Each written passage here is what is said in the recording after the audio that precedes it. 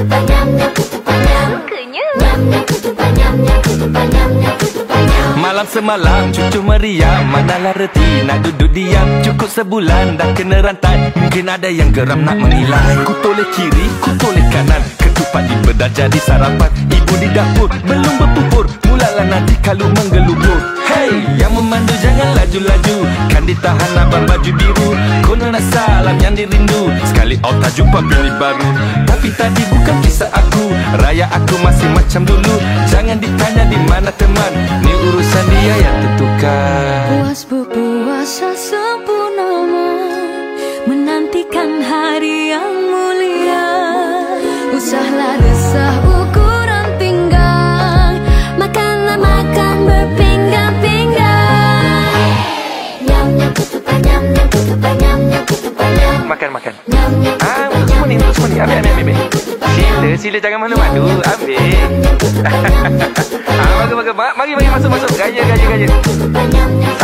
Salam dulu, jangan tak makan je.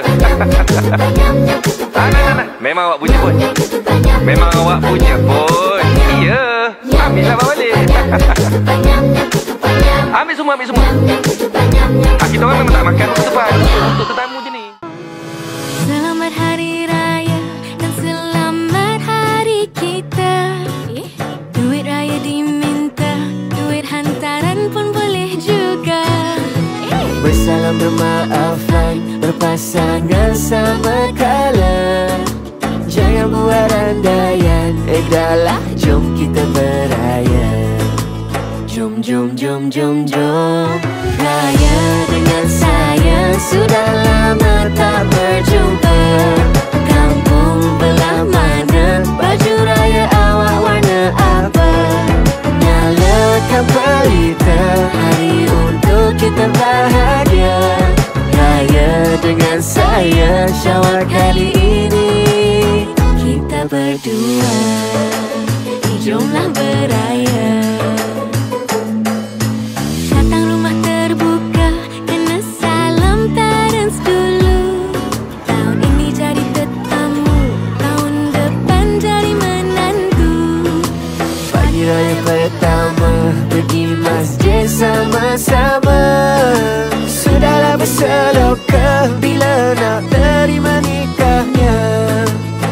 Jom raya dengan saya. Sudah lama tak berjumpa.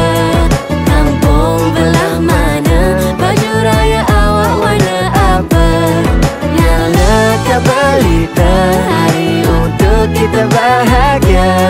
Raya dengan saya, Syawal kali ini kita berdua. Jomlah beraya.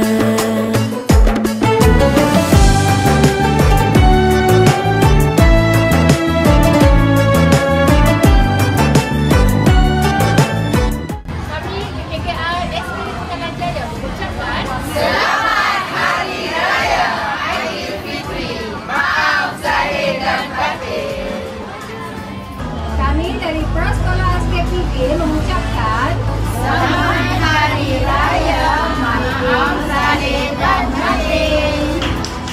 Syawal kali ini kita berdua.